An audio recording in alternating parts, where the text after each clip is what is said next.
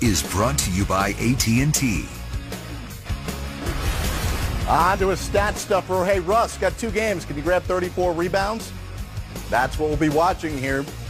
Surely the 12 assists will happen, right?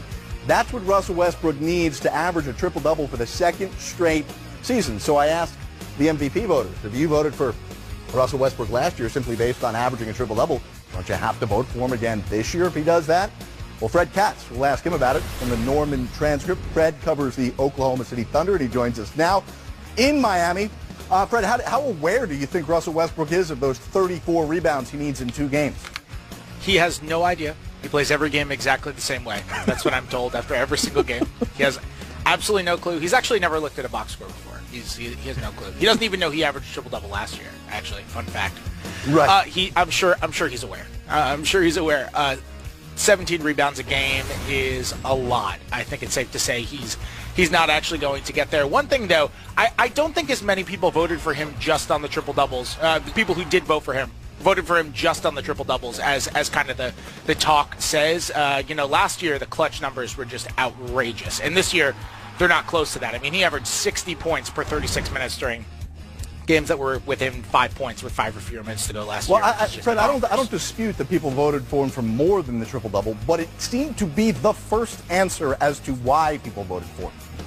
Oh, I'm sure that was true with some people. And I agree with you that people who voted for him primarily because of the triple-double, and that was it, and because nobody had averaged James Harden's points and rebounds and assists before either. So in my mind, that was just a wash between those 2 guys.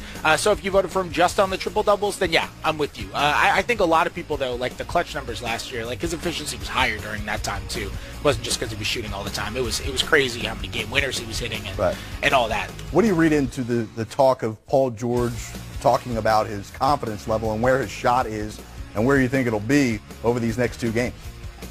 I don't know. It's kind of hard to read into Paul sometimes because I think he's a really polite guy, and I think sometimes he just kind of gives you an answer because he wants to give you an answer. And he's shooting about 38% from the field over the past 6 weeks or so, and he's under 30% from 3 during that time. He's really struggled after he was having a phenomenal shooting season from three-point land for the entire year up until that point.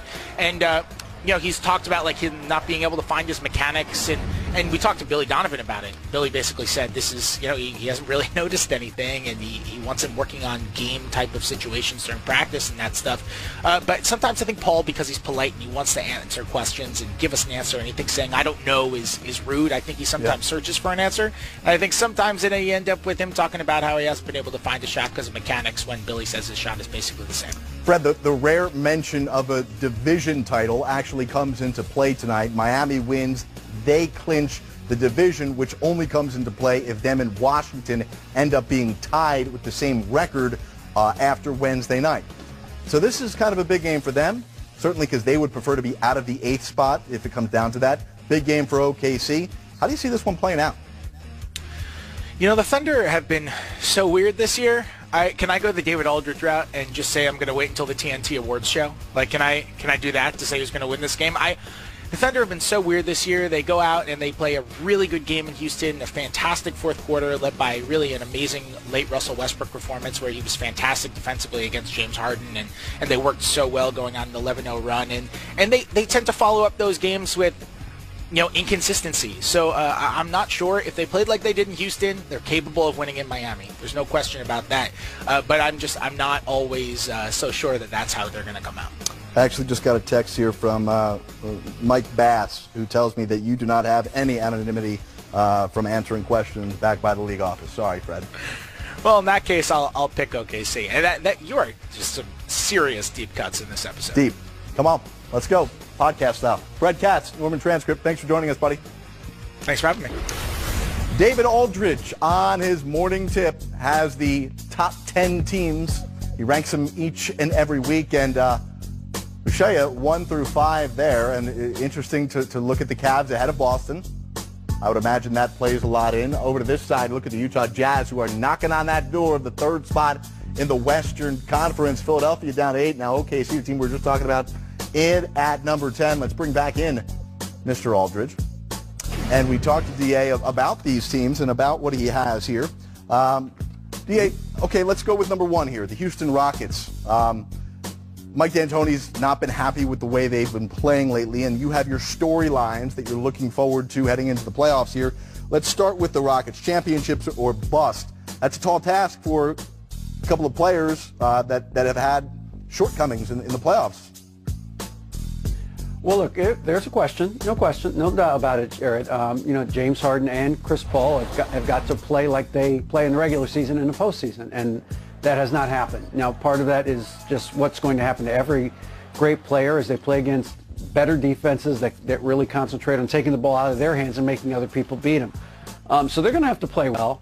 But the thing that I think is different about Houston this year than in previous years is that defensively they've been so good all year. I mean, with Tucker and Mbamute and Capella especially, I just think that they have the capabilities of defending small ball lineups just so much better than they have in years past. And I think that's what makes them different this year, makes them more of a real threat to Golden State. Yeah, interesting. Curious to see when it comes down to it if Mike D'Antoni is going to keep those defensive players on the court late in games as he has throughout the year. Let's move to the team that's second right now, and the Warriors. Steve Kerr feeling better about them where they played the last couple of games here. You mentioned Klay Thompson. How much do you expect out of him, especially in the first round without Steph Curry?